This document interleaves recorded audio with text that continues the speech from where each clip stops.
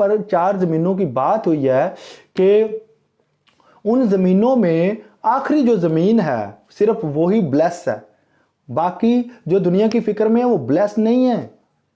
पहली जमीन, दूसरी जमीन, तीसरी जमीन वो ब्लेस नहीं है। जो जो झाड़ियों में गिरा, जो लोग दुनिया की फिक्र करते हैं, तो इसी तरह से जो है पहली जमीन जो पैरों के तले रौंदा गया, चिड़ियों ने आके जो चुग लिया, तो ये जो जमीनें हैं पथरीली जमीन में गिरा, ये जो जमीनें हैं ये आप कतन ये ना कहें कि इनको भी कुछ फायदा मिलेगा, नहीं। चौथी जमीन के लिए उसने कहा चौथी तरह के जो लोग हैं उनमें से भी कुछ 30 गुना, कुछ 60 गुना, कोई 100 गुना, चौथी तरह के लोग। अगर पहली 3 जमीनों में से आप एक जमीन है तो समझ लें आपका पत्ता साफ, आपकी कोई ब्लेसिंग नहीं है, आपको कुछ नहीं मिलने वाला।